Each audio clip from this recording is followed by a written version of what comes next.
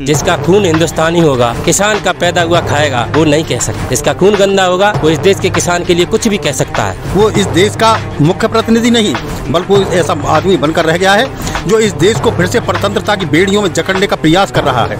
इस किसान ने अपने बेटों को सीमा पर भेजकर इस देश की सुरक्षा करी है और वो बताता है कि आतंकवादी हैं। उनके शर्म होती तो ये इस चीज को रखते हैं, वो इस चीज को कभी नहीं रखते। जो अपनी बीवी की इज्जत नहीं कर सकता वो किसी की क्या इज्जत करेगा, ये बताइए।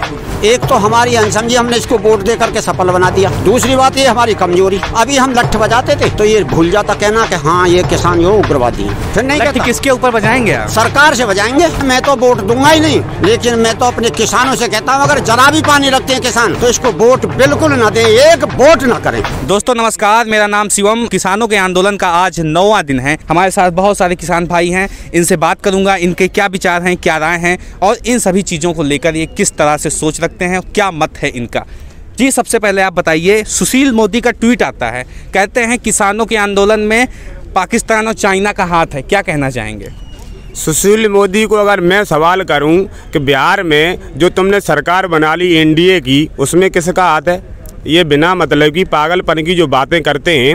हम किसान इस देश में 72% समथिंग, और मुझे पाकिस्तान की और हिंदुस्तान की ज़रूरत पड़ेगी। तुम लोग जो सरकार में बैठे हो 35 से 40% तुम्हें वोट मिलता है। 130 करोड़ आवाम तुम्हारे पक्ष में खड़ी हो गई क्या?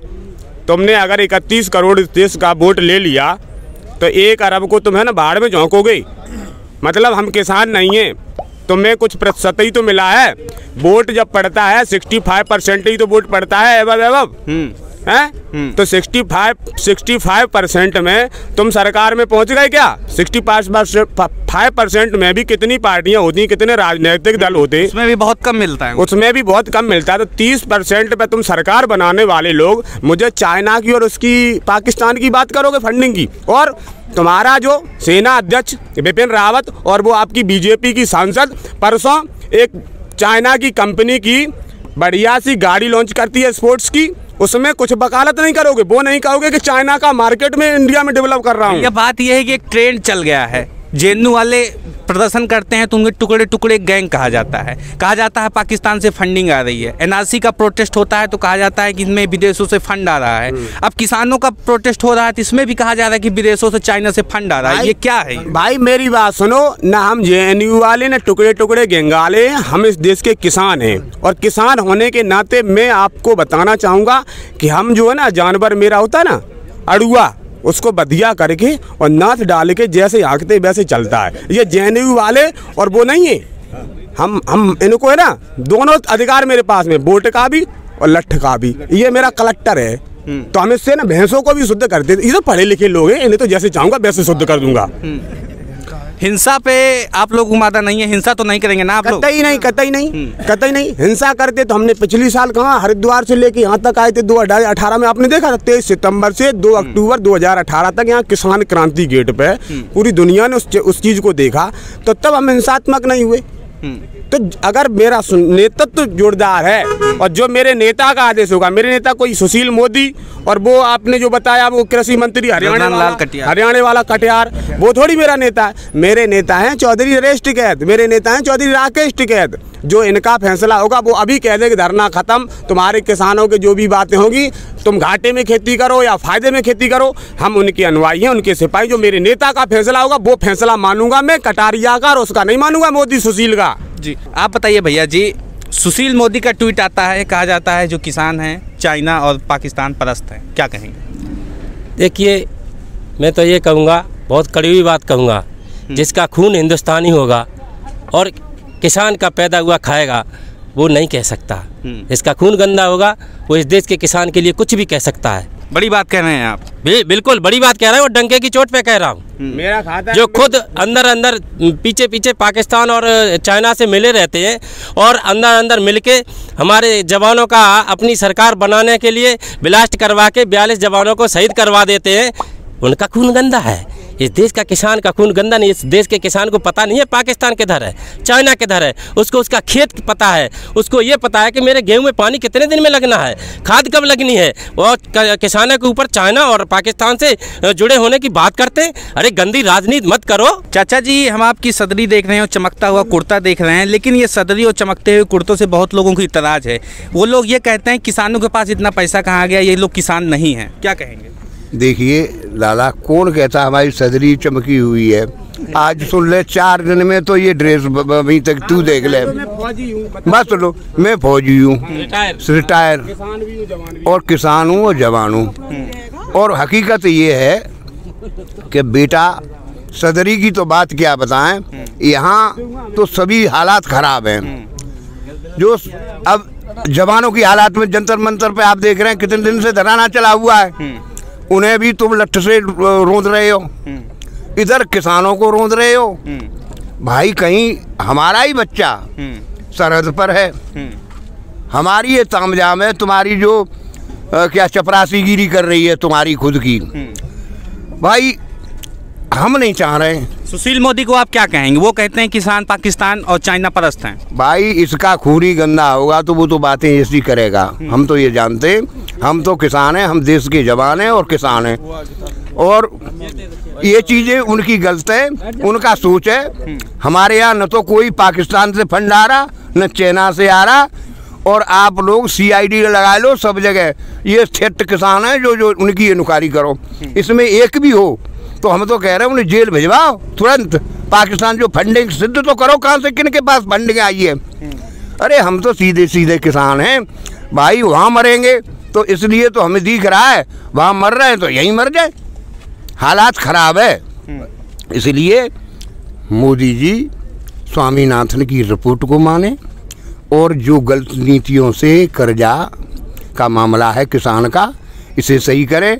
और जो नीति हमारे यूनियन के पदाधिकारी जो भी बना रहे हैं, चौधरी राकेश टिकैत, नरेश टिकैत, उनकी कमेटी, उसकी बात का पालन ये किसान करेगा। ये टिकैत ग्रुप है। जी सर, आप ये बताइए, रतन लाल कटारिया का बयान आता है किसानों के लिए कि कहीं और जाके मरें, जो कि वो खुद एक कृषि मंत्री हैं। क्या कहना चाहेंगे? भाई किसानों की वोटों से वो जीतकर उस सिंहासन पर पहुंचे हैं। बड़ा शर्मनाक बयान है, हम उसमें कुछ नहीं कर सकते। कितनी शर्म उस आदमी को आती है, कितनी नहीं आती, वो उस पर डिपेंड करता है। हम इसमें क्या कह देंगे भाई, लेकिन उतनी बात जरूर है कि बेशर्म आदमी है और शर्मनाक बयान है। सुशील मोदी का भी कल ट्वीट आया, उन्होंने कहा कि जो ये आंदोलन हो रहे हैं किसानों के, इसमें पाकिस्तान और चाइना की फंडिंग हो रही है, टुकड़े टुकड़े गैंग इसे हाईजैक कर लिया, ऐसा करके बहुत सारी बातें कही। आप क्या मानते हैं इसमें? जितने भी इलेक्ट्रॉनिक मीडिया हैं वो क्या कह रहा है? मोदी जी ने ये बात कही, मोदी जी की बात पर इस देश ने पूरा यकीन किया। 2014 में उन्होंने कहा था कि मैं किसान को पूरी तरह से कर्ज मुक्त करूंगा, उसको स्वामीनाथन रिपोर्ट को लागू करके उसको लाभकारी मूल्य दूंगा। वो किया क्या? 15 लाख रुपए किसान प्रत्येक नागरिक के खाते में जाएंगे। वो महा झूठा आदमी है, नहीं कहना चाहिए। जिसके हस्ताक्षरों से देश चलता हो, इस देश का सम्मान हो, गौरव हो, उस सिंहासन तक भेजने का गौरव इस किसान को प्राप्त है। लेकिन उसके बावजूद जो इस तरह की झूठी बातें वो आदमी कर रहा है, वो इस देश का मुख्य प्रतिनिधि नहीं बल्कि वो ऐसा आदमी बनकर रह गया है जो इस देश को फिर से परतंत्रता की बेड़ियों में जकड़ने का प्रयास कर रहा है। इस किसान ने अपने बेटों को सीमा पर भेजकर इस देश की सुरक्षा करी है और वो बताता है कि आतंकवादी हैं। एक किसान पंजाब से जो चल कर आया है, उसका बेटा वहाँ पर शहीद हो रहा है। दुर्भाग्य की बात है। और इस देश का प्रतिनिधि इस देश को चलाने का काम करता है, वो आतंकवादी बताता है। एक व्यक्ति कोई आ भी गया और आवेश में आकर उसने कोई स्टेटमेंट दे दिया तो क्या वो सत्य बातें हो गई? उसका चेहरा देखिए, क्या वो आतंकवादियों से मिलता है? बल्कि उसने दुखी होकर ये बातें कही कि अगर ये नहीं हुआ तो इस तरह का हश्र हो सकता है। कब क्या नहीं हुआ?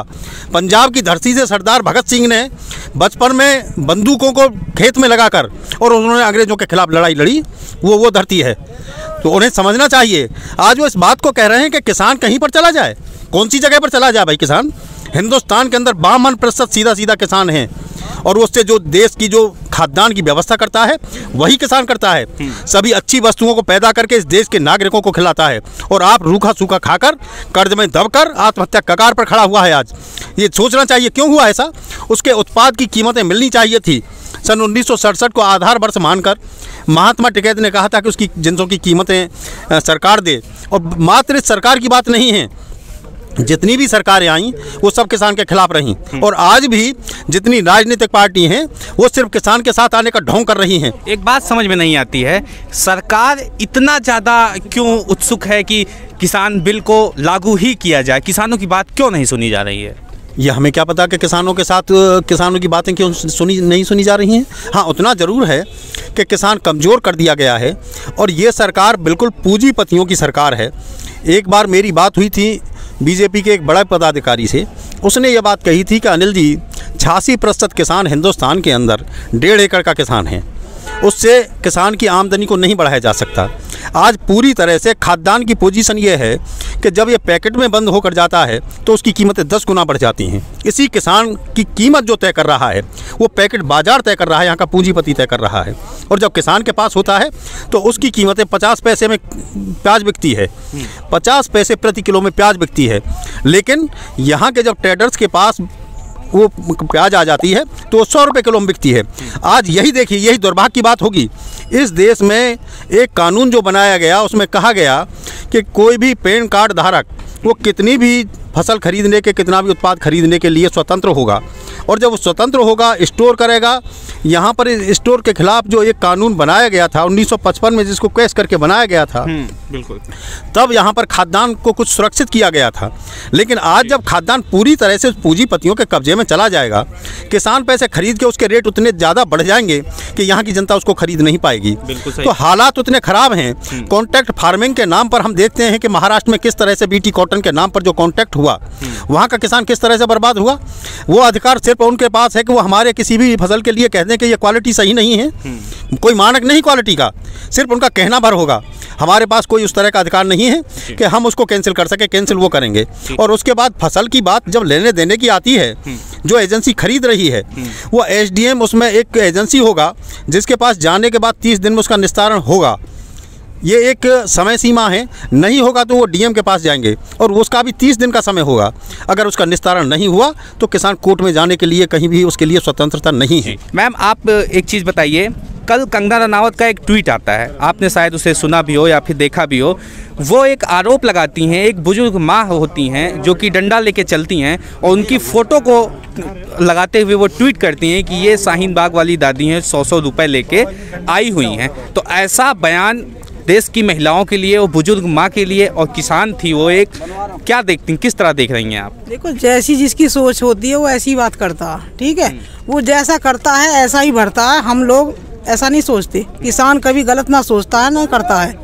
भाई उन्हें तो राजनीति चलनी है, हमें राजनीति थोड़ी चलनी है। कहे जाओ, हम पे कोई फर्क नहीं पड़ता इस चीज़ से, हम पे इस चीज़ से कोई फर्क नहीं पड़ता। हम पे कोई क्या इल्ज़ाम लगाता है। एक तो बात हो गई इल्ज़ाम की, दूसरी इतनी शर्मनाक बातें कही जाना, इसको किस तरह से? उनके शर्म होती तो ये इस चीज़ को रखते हैं, वो इस चीज़ को कभी नहीं रखते। जो अपनी बीवी की इज्जत नहीं कर सकता वो किसी की क्या इज्जत करेगा, ये बताइए आप। ज़्यादा नहीं। सुशील मोदी का ट्वीट आया है कल, आपको पता है? उन्होंने कहा कि जो एक किसान हैं इनको पाकिस्तान और चाइना सपोर्ट कर रहा है, वहाँ से फंडिंग आ रही है इनको, क्या कहेंगे आप? मेरा तो ये कहना है कि जब वो इनको उग्रवादी बता रहा है, चीन की मदद बता रहा है, चीन के उग्रवादी पाकिस्तान के उग्रवादी हैं, तो इनको अरेस्ट करा ले सबको, और अरेस्ट करा के इनकी जांच कराए, जेल में भेज देने सब है। क्यों नहीं ताकत रख रहा है इन्हें अरेस्ट कराने की? किसान जो पूरे देश का ही नहीं पूरी दुनिया का पेट भरते हैं, उनको किसी से लेने की क्या जरूरत पड़ेगी? वो तो हमेशा देने के लिए जाने जाते हैं, लेते तो कुछ है नहीं वो। और उनके ऊपर ऐसा आरोप लगाया जा रहा है कि विदेशों से वो फंडिंग ले रहे हैं, क्या कह रहे हैं? उसकी दो बातें, एक तो हमारी अनसमझी, हमने इसको वोट दे करके सफल बना दिया। दूसरी बात ये हमारी कमजोरी, अभी हम लठ बजाते थे तो ये भूल जाता कहना कि हाँ ये किसान जो उग्रवादी हैं। फिर नहीं कहता। किसके ऊपर बजाएंगे आप? सरकार से बजाएंगे।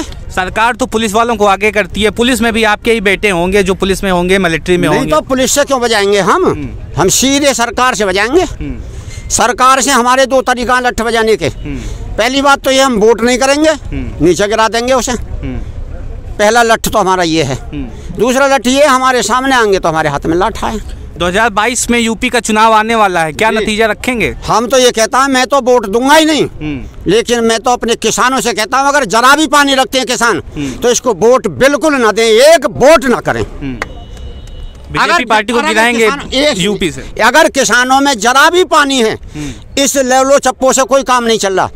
2022 के चुनाव में बीजेपी सरकार को एक वोटिंग न करे, कहीं का भी किसान, अपने आप पता लग जाएगी सरकार कैसे बनती है। देश के अन्नदाता को ये लोग कटघरे में खड़ा करने का काम कर रहे हैं, तो ये बिल्कुल निंदनीय है, शर्मनाक है। आपकी राय क्या है इसको कमेंट बॉक्स में बताएं। साथ ही साथ वीडियो को लाइक करें, चैनल को सब्सक्राइब करना बिल्कुल ना भूलें। मिलते हैं दोस्तों इसी तरह किसी और वीडियो के साथ, तब तक के लिए नमस्कार। इस खबर को अभी लाइक करें, शेयर करें, अभी चैनल को सब्सक्राइब करें और घंटी जरूर दबाएं।